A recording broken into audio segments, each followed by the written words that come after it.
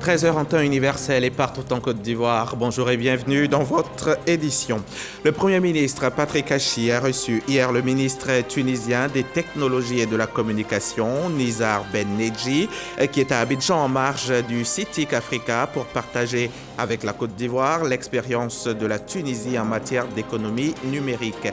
Alexis Ouedraogo nous amène à la primature en début de journal.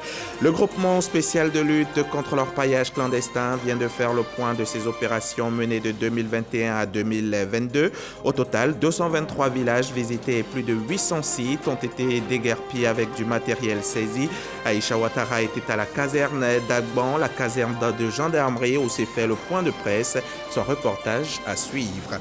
En Guinée, une cour spéciale anticorruption a décidé mardi de maintenir en détention deux anciens ministres du président guinéen déchu, Alpha Condé, incarcérés pour détournement présumé de fonds publics. Depuis avril, les deux hommes ont été placés sous mandat de dépôt. On en parle en fin de journal. On démarre ce journal avec le tête-à-tête Patrick Hachi Nizar Ben Nedji, ministre tunisien des Technologies et de la Communication. Audience accordée hier en marge de la 6e édition du Salon international des technologies et de la communication. Le ministre tunisien est en Côte d'Ivoire pour un partage d'expériences en matière d'économie numérique. Le témoignage d'Alexis Ouedraogo. La Côte d'Ivoire va renforcer sa coopération avec la Tunisie dans le domaine du numérique. Le pays abrite depuis lundi la 6e édition du Salon international des TIC, qui veut renforcer la coopération entre les pays africains dans ce domaine. Ce mardi à la primature, le Premier ministre a eu une séance de travail avec la délégation. On a mis l'accent sur l'importance du domaine des TIC pour les jeunes, pour les entrepreneurs, pour nos entreprises. C'est un domaine qui donne de la chance pour les jeunes, c'est un domaine pour créer de la richesse, créer de l'emploi, c'est le domaine de l'avenir. Donc cette 6e édition du CITIC, elle est à Côte d'Ivoire cette année et peut-être la prochaine édition aussi, elle sera peut-être à Côte d'Ivoire, à Abidjan. Une coopération tuniso-ivoirienne ne va être que bénéfique pour tous les pays africains. Développement des infrastructures numériques, du cloud, des centres de données ou encore de l'intelligence industrielle. Autant de sujets abordés qui permettront de développer un climat favorable à l'entrepreneuriat numérique. Il est important que dans le cadre d'une coopération sud-sud, nous puissions prendre exemple sur des pays qui ont des avances sur nous dans certains domaines et que dans un vrai échange, dans un vrai partage d'expériences, nous puissions nous inspirer des bonnes pratiques et que eux aussi, ils puissent prendre exemple sur les quelques modèles que nous avons. Ce salon nous a permis de voir des start-up ivoiriennes, notamment dans l'e-agriculture, qui sont très évoluées et qui ont atteint un certain niveau de maturité qui nécessite un accompagnement pour qu'elles aillent encore plus loin dans le développement de leur entreprise. La Tunisie participe au CITIC 2022 qui prend fin le 1er juin avec le village tunisien de l'innovation. Et en parlant d'économie numérique, je vous emmène à l'ANSUT, l'Agence nationale du service universel des télécommunications TIC. En début de semaine, la structure a reçu la visite d'Amadou Koulibaly. Le ministre de la Communication s'y est rendu pour échanger avec le comité de direction sur ses nouvelles orientations et sur le fonctionnement de l'agence. On s'en sait plus avec Jean-Marc Djadji. Séance de travail entre le ministère de la Communication et de l'économie numérique et le comité de direction de l'Agence nationale du service universel des télécommunications TIC, ANSUT. Cette structure sous tutelle reçoit dans son antre le ministre Amadou Koulibaly. Point à l'ordre du jour, le fonctionnement de cette société d'État et le rappel de ses axes stratégiques. Après échange, une rencontre est initiée avec le personnel de l'ANSUT pour faire le bilan de leurs préoccupations. Pendant près de 10 ans, il n'y a pas à l'ANSUT de profil de carrière. À l'ANSUT, les cotisations sociales ne sont pas réglées depuis 2018. Chers collaborateurs, cultivons la patience et ayons confiance en notre hiérarchie car nous sommes sur la bonne voie, celle de travailler de façon acharnée pour redonner à notre agence sa place prépondérante dans le paysage africain de l'économie numérique et en faire une référence pour la sous-région. Au vu des doléances du personnel, et de la direction de l'ANSUD, le ministre rassure. C'est vrai que l'agence a eu quelques difficultés, mais il y a de l'espoir parce qu'il y a un accompagnement fort de l'État déjà. Et à partir de ce moment, nous avons rassuré aussi bien le comité de direction avec qui nous avons eu une longue séance de travail qui a permis de faire un état des lieux sans complaisance donc, de la situation. Et je voudrais en cela féliciter le directeur général pour le courage qu'il a eu de nous dépeindre donc, la situation réelle de la boîte. La visite officielle du ministre Amadou Coulibaly à l'Agence nationale du service universel des télécommunications TIC ANSUD est la première du genre depuis l'attribution du portefeuille de l'économie numérique à son titulaire à la date du 20 avril 2022. Après la pluie, le beau temps, qui ne connaît pas le dicton? Mais depuis quelques années, pendant la pluie, les dégâts, inondations, éboulements, glissements de terrain, pertes en vie humaine. Pas question que cela arrive encore cette année. Le gouvernement veut en tout cas minimiser les dégâts et tout est mis en œuvre pour y arriver. Bouaké Fofana, le ministre de l'Hydraulique, de l'Assainissement et de la Salubrité, vient d'effectuer une tournée de sensibilisation des populations vivant dans les zones à risque à Bobo et Cocody. Il est annoncé même un déguerpissement de ces zones dangereuses le 5 juin prochain. On voit tout cela ce soir dans le reportage complet de Grace Kando, reportage qu'elle nous proposera donc dans le 20h. 801, c'est le chiffre du jour et c'est le nombre de sites investis par les orpailleurs clandestins qui ont été donc déguerpis. 801 sites répertoriés dans plus de 220 villages. C'est le point des opérations menées sur une année par le groupement spécial de lutte contre l'orpaillage clandestin. Le bilan a été dressé hier à la caserne de gendarmerie et d'Agban en présence de nos reporters Aïcha Ouattara, Ariel Ago et Godefroy Okambawa. 4 355 sacs de minerais saisis, environ 3,5 kg d'or récupérés et plus de 14 millions de francs CFA en numéraires confisqués. Ce sont là quelques chiffres du bilan à mi-parcours du groupement spécial de lutte contre l'orpaillage illégal de la gendarmerie nationale. Selon le lieutenant-colonel Guémouo, 831 sites d'orpaillage ont été déguerpis dans 223 villages dans les 32 régions de la Côte d'Ivoire. Nous avons saisi essentiellement 192 pelleteuses. Là, il y a, sur la caserne d'Agban, nous avons 33, à Yamsokro une cinquantaine et d'autres qui sont stockés dans des casernes à l'intérieur du pays. Les motos, environ 300 motos. Les motopompes, on en a plus de 500, groupes électrogènes plus de 300, pour ne citer que cela. Les actions du groupement spécial de la lutte contre l'orpaillage illégal ont été menées de juillet 2021 à mai 2022. Les personnes interpellées dans le cadre de ces opérations, au nombre de 630, sont mises à la disposition des autorités compétentes. Les forces de défense et de sécurité, pour mener à bien leur mission, bénéficient des fois du soutien des populations, un appui très apprécié. Et dans le Morono, par exemple, Awandoli Théophile, qui est cadre de la région, vient de remettre une enveloppe au FDS sur place dans le cadre de la lutte contre l'insécurité. Direction Bongouano avec Didier Nguessan. L'inspecteur général d'État, Awandoli Théophile, fait don de 5 700 000 francs CFA pour assurer la mobilité des forces de défense et de sécurité dans la région du Morono. Il s'agit de lutter contre le phénomène des coupeurs de route devenu inquiétant. Cette contribution vise donc à aider les forces de défense et de sécurité à remplir efficacement leur mission de sécurisation des personnes et des biens. Monsieur l'inspecteur général d'État, je tiens à vous remercier sincèrement du fond du cœur quant aux actions sociales posées en faveur des populations de la région du Morono pour lesquelles vous ne ménagez aucun effort. Et ce don vient une fois encore rassurer les populations et les forces de défense et de sécurité qu'elles ne sont pas laissées pour compte. Depuis février, il y a une recrudescence du phénomène de coupeurs de route.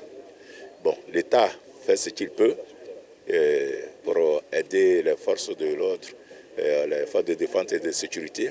Mais nous aussi, en tant que citoyens, ce que nous pouvons faire modestement, nous devons faire. C'est pour ça que j'ai réuni les différents responsables pour leur donner un peu de moyens pour accroître leur efficacité sur le terrain. Appuyer et prolonger l'action de l'État. un geste citoyen. Un hommage a été rendu aux forces de défense et de sécurité de la région pour leur courage et leur abnégation. Awandoli Théophile a invité les chefs traditionnels de village du Moronou à sensibiliser les populations à une franche collaboration avec les forces de défense en fournissant les informations utiles pour appréhender les malfaiteurs. On en vient maintenant au chapitre Covid de cette édition.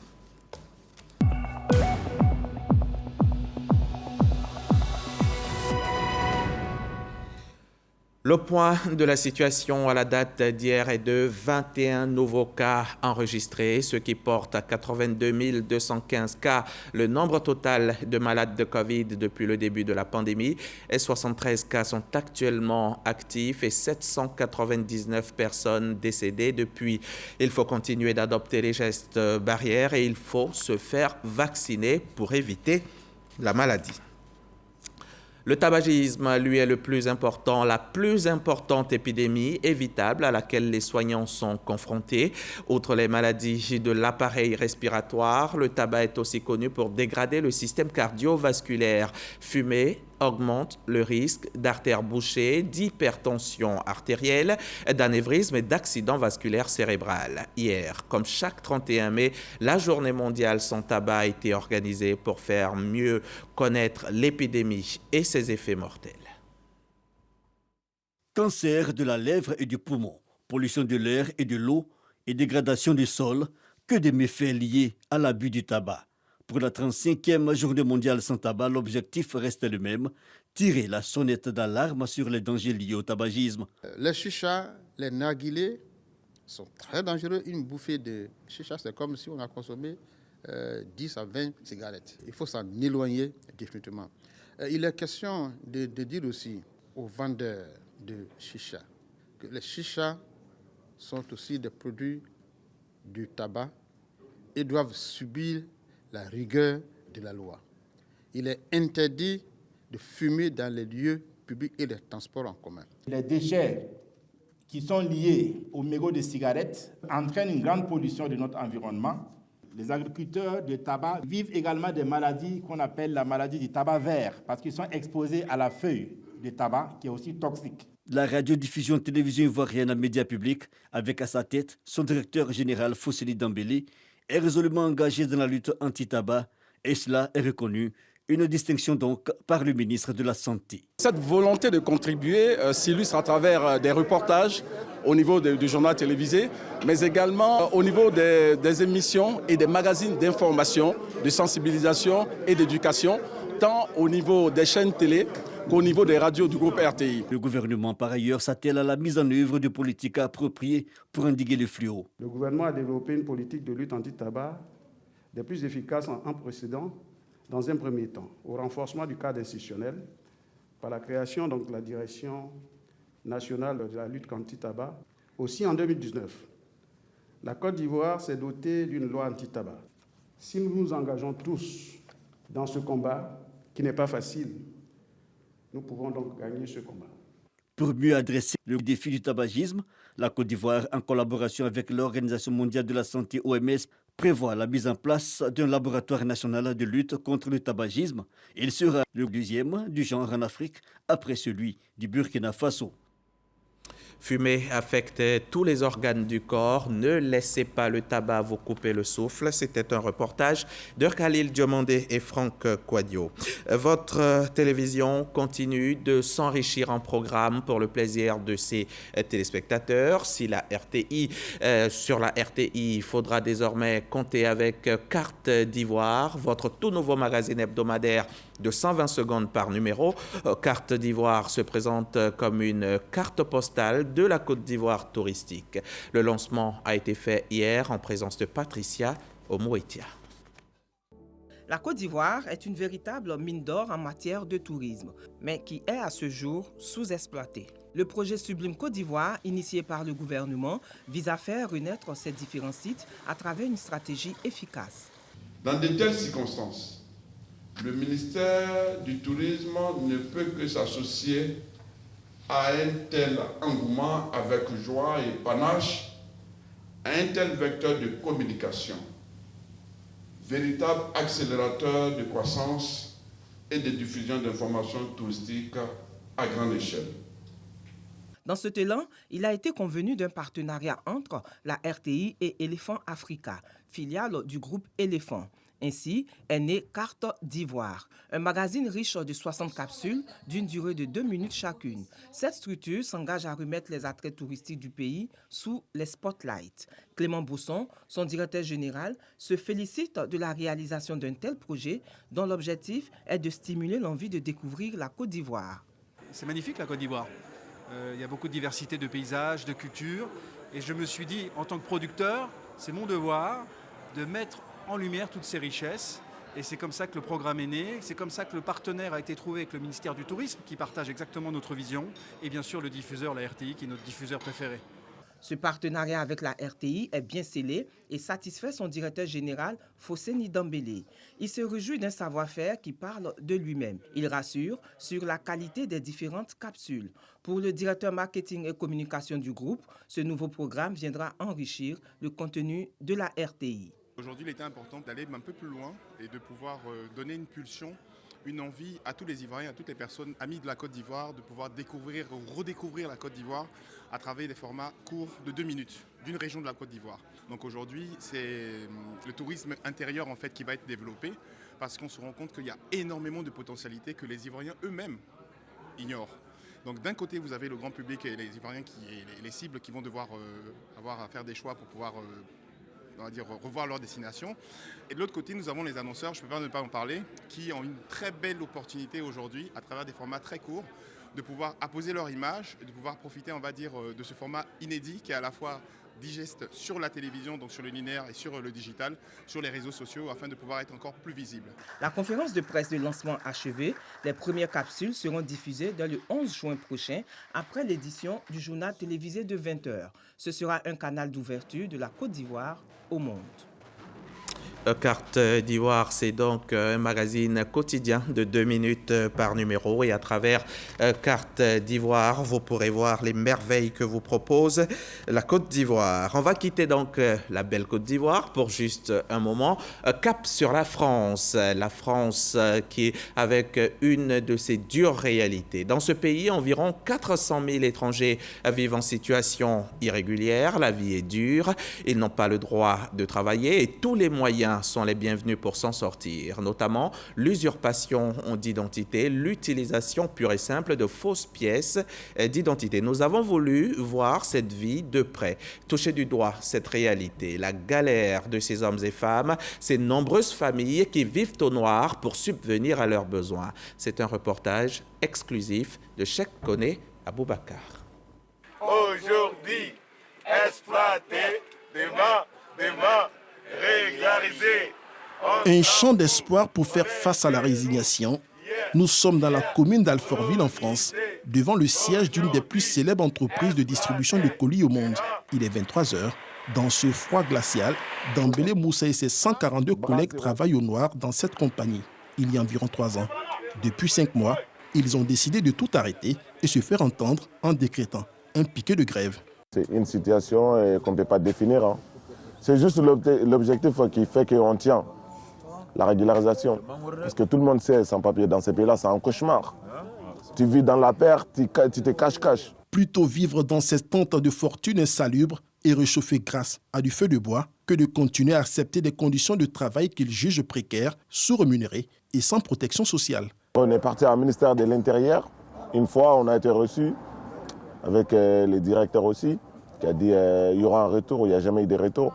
La deuxième fois, on est parti chercher les retours et ils nous ont dit votre situation est devenue secondaire parce qu'il y a la guerre en Ukraine. Dambélé et ses camarades multiplient les manifestations sans réel effet pour l'instant. Toutes nos tentatives pour joindre les premiers responsables de l'entreprise sont restées sans suite. Bien au contraire, il nous a été intimé d'arrêter le tournage. Dans le pays, la révolte de ces travailleurs africains sans papier n'est pas un cas isolé. 3 autres piquets de grève ont été organisés en l'espace d'1 an sur l'île de France. Et pourtant, le nombre de travailleurs sans papier ne cesse de croître.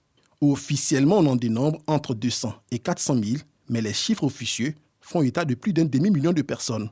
L'économie souterraine alimentée par ces travailleurs invisibles est estimée à un peu plus de 10% de la richesse nationale en France, soit 130 milliards de francs CFA tous les ans. Des chiffres en deçà de la réalité, selon plusieurs sources. Pendant ce temps, la palme d'or des entreprises qui ont recours à ces travailleurs clandestins revient aux entreprises de sécurité. 30 salariés sur 50 sont recrutés et payés au noir. C'est le cas de ces travailleurs venus de la Côte d'Ivoire il y a 4 ans. Pour des questions de confidentialité, nous l'appellerons Marcel. Depuis son arrivée, Marcel enchaîne boulot et poste d'intérimaire dans plusieurs grosses entreprises de la place. Les parents de l'autre côté, ils ne connaissent pas la réalité que vous vivez ici. C'est vous qui êtes là, c'est vous qui vivez votre réalité. Là, tu n'as pas le choix. Même si, à la fin du mois, le salaire, après les ponctions, tout et tout, tu te retrouves avec 2 €. Pour être éligible à cette économie parallèle, Marcel a eu recours à de fausses pièces d'identité qu'il s'est fait établir sur le marché noir à 400 €, environ 260 000 francs CFA. Une option plus risquée que celle de recourir au papier d'une personne en situation régulière, une forme de location qui rapporte gros. Dans son cas, Marcel reverse mensuellement 325 000 francs CFA à son bienfaiteur sur le salaire de 650 000 francs qu'il perçoit. Avoir les papiers de quelqu'un pour travailler, c'est difficile. Parce que si il a des dettes, c'est toi qui vas payer. Et ça te fait un manque à gagner énorme. La nuit tombée pour Marcel est la fin d'une journée faite de peur constante. La peur d'être appréhendé. Chaque jour pour lui est un nouveau défi, celui d'échapper le plus possible au contrôle de tout genre. Ces entreprises qui recrutent au noir sont de plus en plus nombreuses dans l'Hexagone. En 2020, le marché de l'emploi invisible représentait 2,8 millions d'embauches sur un total de 7 millions de recrutements. Conscientes de l'infraction causée, elles ne s'en privent tout de même pas. Elles sont guidées par la part du profit. Ce chef d'entreprise spécialisé dans la livraison de marchandises s'en défend et justifie l'existence de cette écononie souterraine. Tu es à la maison, tu es un chef d'entreprise. Un matin, il y a, je dis n'importe quoi, une chaîne de magasins d'alimentation qui t'appelle pour dire, bon, je te donne un contrat, il faut que tu me trouves 50 personnes. Tu n'as pas. Le mec, il vient avec la pièce de son cousin, de son frère, de son ami. Si tu ne le prends pas, tu perds le contrat. Donc, tu es obligé de prendre quelqu'un. Tu n'es pas policier, donc si tu donnes une pièce d'identité, ce n'est pas à toi de savoir si c'est lui ou ce n'est pas lui. Bien que bénéfique, cette infraction n'est pas sans risque pour les entreprises. Les contrevenants s'exposent à 5 ans de prison et une amende de 50 millions de francs CFA. Yao Guillaume est entrepreneur ivoirien en France depuis 14 ans. Pour lui, la ruée vers les travailleurs clandestins est en partie due aux personnes en situation régulière. Celui qui est en situation régulière est très exigeant. Il voit son avantage. Je dois voir, moi je ne vais pas travailler les week-ends. Je suis avec ma famille, je dois rester avec ma femme et mes enfants. Je ne travaille pas le week-end. Les jours fériés, je ne travaille pas. Donc, ils ont beaucoup plus. Donc, quand tu es une PME, que tu as toutes ces contraintes, tu ne peux pas les respecter. Légalement, tu ne peux pas bosser tous les dimanches. Mais des fois, tu es obligé. Quand la personne n'a pas de papier, il bosse tous les dimanches, il s'en fout. Mais lui qui a les papiers, il ne va pas travailler. Et toi aussi, si tu n'as pas de vigile, tu perds le contrat. Les travailleurs sans papier et les vacataires ne sont pas les seuls à avoir recours au travail au noir. Il y a les étudiants africains en fin de cycle. Diane en fait partie. 3 ans après avoir empoché son diplôme de formation, elle peine à régulariser sa situation. C'est en désespérant, vous allez vous retrouver face à une situation que vous allez trouver impossible à passer, mais il faut toujours passer par tout ça pour connaître les failles du système et arriver à trouver sa solution pour son propre problème. Personne ne pourra vous aider à part vous-même. Son titre de séjour étudiant en main, Diane est réduite à des boulots à temps partiel. La législation interdit toute entreprise à embaucher les étudiants à temps plein. Diplômée en marketing de luxe, Diane n'a voit d'autre choix que de se faire recruter et se faire payer au noir. Après plusieurs manifestations et piquets de grève, les voix s'élèvent de plus en plus pour réclamer un assouplissement du processus de régularisation des travailleurs étrangers sans papier, au regard de leur contribution à l'économie nationale française. Cependant, plusieurs observateurs sont unanimes, même assouplis, cette réglementation permettrait seulement quelques régularisations de personnes ayant réussi à trouver un emploi dont elles pourront donner la preuve. La fin de cette économie parallèle n'est donc pas pour demain. Les sans-papiers en France enquêtent dans une économie souterraine. Un reportage de Cheikh Koné Aboubakar, Cheikh Koné du service économie de RTI 1. On va rentrer à Abidjan, on va célébrer nos mamans, continuer de les célébrer. La fête des mères, c'était dimanche, mais on continue donc de célébrer nos mamans, nos génitrices. À Bondoukou, les femmes ont salué la reconnaissance de leurs valeurs par la société ivoirienne à travers leurs actions lors des différentes festivités organisées en leur honneur. Les détails avec Mahama Traoré. Au foyer du quartier Nafana Katogo de Bondoukou, L'association des femmes du dit quartier a décidé d'honorer les génitrices à travers une cérémonie. Pour l'occasion, chacune d'elles reçoit un complet de pagne des mains du parrain de l'événement, Bouraïma Ouattara. Le premier adjoint au maire de la cité dite des 1000 mosquées tient ainsi à magnifier les mères pour leur courage et leur bravoure, vertus pour lesquelles elles tiennent une place considérable dans la société. Au nom des bénéficiaires, la présidente de l'association des femmes du quartier Nafana Katogo s'est voulue reconnaissante à l'égard du donateur. Non, s'intéresser à des mamans toutes particulières parce que leurs progénitures sont des célébrités et ce sont des mamans de stars, des stars qui évoluent dans la politique, dans le sport, la musique ou dans les médias. Comment vivent-elles leur rôle de mère? D'aucuns s'imaginent que ce n'est pas simple. Pour d'autres, par contre, elles vivent une vie magique. Nous avons décidé de tout savoir à l'occasion de la célébration des mamans. Nous en avons rencontré quelques-unes qui ont accepté de se confier au micro de Serge Pacom Didi. Avoir des enfants qui excellent dans les médias, le sport ou encore la musique, des enfants au quotidien sous le feu des projecteurs, Veuve Kalou, mère de footballeur professionnel, connaît cette sensation depuis plusieurs décennies avec Bonaventure, l'aîné de ses 8 enfants, puis Salomon, son dernier garçon. Maman Kalou a donné 2 grands sportifs à la Côte d'Ivoire dans une discipline où les passions sont souvent déchaînées. Les moments de joie font très vite place aux critiques. Souvent dans l'émotion, d'autres même me disent « Ah, on va aller brûler la maison de ses parents ». Il ne joue pas, il vient, il ne joue pas pour la Côte d'Ivoire. C'est quand il s'en va en Europe là-bas, il joue bien. Car cela ne tienne, elle reste fière de ses garçons. Bonaventure qui a dit comme ça, partout où il a joué, on avait toujours 1 mois de vacances avec lui. Salomon m'a invité à Londres, j'ai fait 6 mois là-bas. Lo Suzanne Nazo, par contre, a marqué la musique ivoirienne. Dans les années 80 à 90, elle était au sommet de son art. À cette époque, sa fille Marie-Laure, aujourd'hui présentatrice vedette du journal télévisé de 20h sur RTI 1, était dans sa prime jeunesse. Elle doit toujours être humble et faire son travail comme il faut. Respecter la hiérarchie, respecter ses patrons, respecter ses collègues. Un tour à Djamé-Williamsville. Le quartier Sogefia a vu grandir le petit Titi, devenu Thierry Angeval, jeune animateur de la radiodiffusion-télévision ivoirienne. Sa mère, Rosalie, dit Maman Rose, ex-agent de l'ISTC à la retraite, y réside toujours. Ça me plaît de l'admirer chaque fois que Matin Bonheur passe ou bien autre émission passe.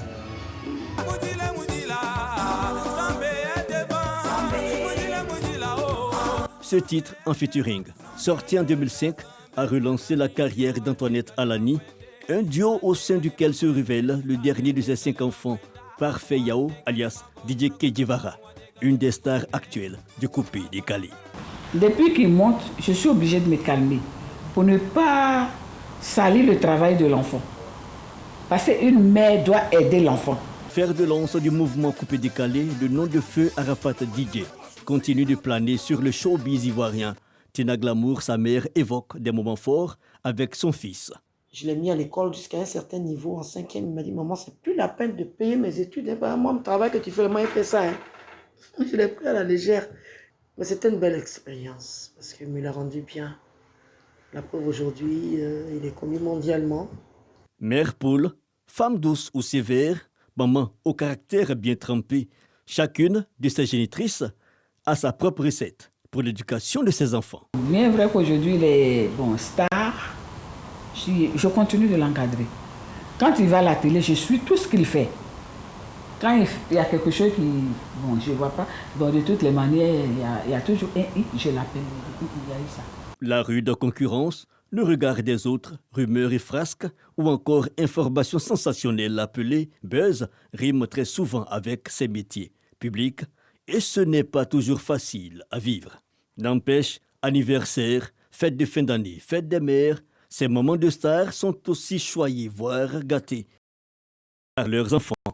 Joie, mais aussi des moments de doute et d'angoisse. Femmes et mères comme toutes les autres, ces moments de star ne veulent qu'une seule chose, le meilleur pour leur progéniture. Le reportage de Serge Pacom Didier a été commenté par Franck Quadio avec la collaboration technique d'Abou Soro. On part en Guinée. En Guinée, où la Cour de répression des infractions économiques et financières, CRIEF, instituée par la junte qui a renversé Alpha Condé en septembre 2021, a rejeté la demande de mise en liberté d'Ibrahima Kassori Fofana, Premier ministre de mai 2018 jusqu'au coup d'État de 2021, et de l'ancien ministre de l'Environnement, Oye Goulagovogi. En attendant leur procès, les deux hommes ont été placés début avril sous mandat de dépôt pour corruption, détournement de deniers publics, enrichissement illicite et blanchiment.